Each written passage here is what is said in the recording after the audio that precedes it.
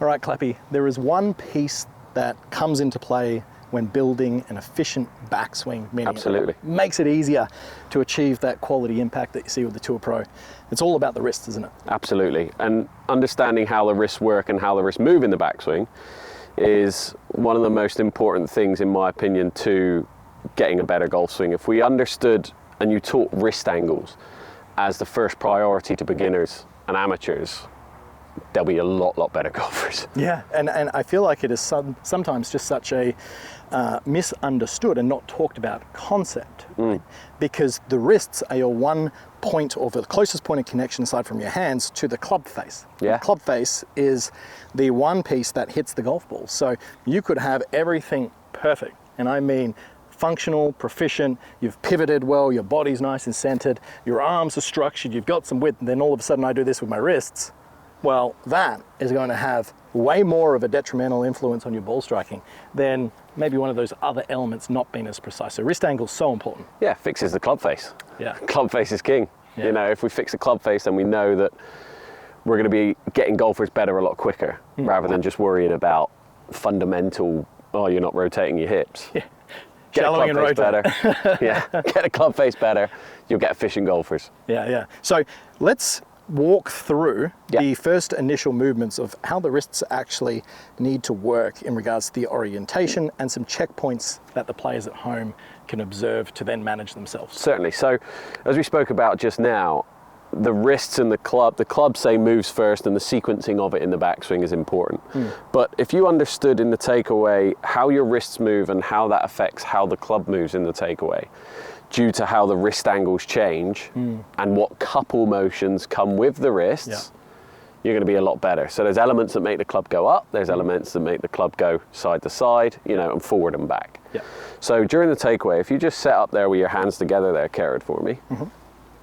Now, if you were somebody that had a very flexed lead wrist, which is it moving into this orientation through the takeaway. Also known as bowed, yeah. Yeah. So if you had it somebody that was like that, but you'd done it as you took the club away, you're influencing that club to come under and inside, right? Correct. Yeah. And what that also sacrifices when you have that goes into lead wrist flexion is a little bit of depth to the top of the backswing, okay? A little bit of lead wrist extension advocates for a little bit more depth, which is cupping. A lot of people go away from cupping, certainly. If we made a lot of amateurs' wrist angles stronger, they would be better. However, understanding how they move in the first place is the key concept.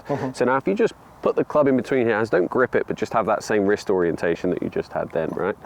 So from there, if you do that same move in the takeaway where your lead wrist moves flexed, see how that club then goes under and inside? So heavy too. Yeah, heavy as well, right? Now, if you just move away, but you try and move the club first, but then you move this and your torso during your takeaway and keep some width, awesome.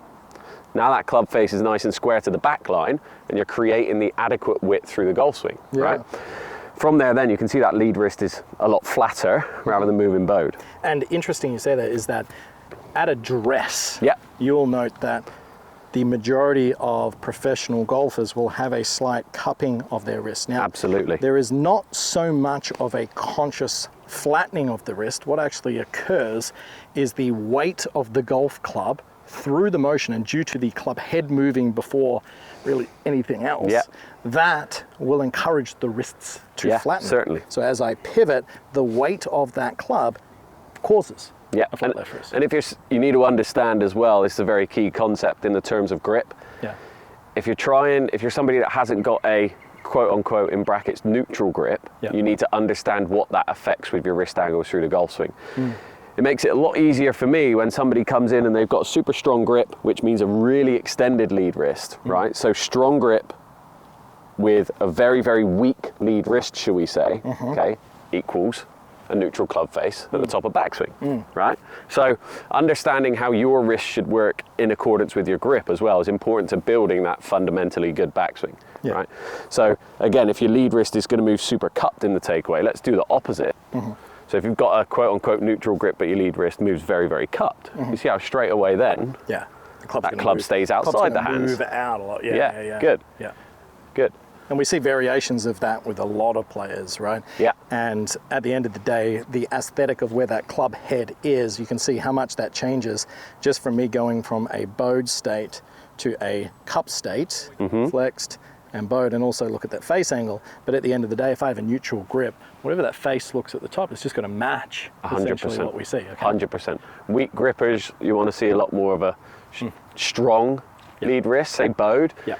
Whereas strong grippers, I like to see a little bit more cupped because it equals a neutral. Correct. And we will actually see people like Spieth, Morikawa, Brooks, they'll tend to have up and their lead wrist will be quite bowed. But if you have a look at them in a dress, a lot of the time they're like quite long thumb, and there is a lot more of a flattening of that lead wrist. Rahm's probably a good one as well. Exactly. In that motion. And again, you then need to understand if you've got a shorter golf swing with wrist conditions, it makes it absolutely necessary to have that lead wrist a little bit more flexed and bowed because the club's already preset shallow to allow you to just rotate onto the golf ball. Correct. Right. So we can see how important the wrists are throughout the motion. And really at the end of the day, it's about ensuring that they are matched up with your grip and also your intention of what sort of ball flight you're trying to hit. Yeah, 100%. Yeah, so tying a bow on this for the guys at home, right?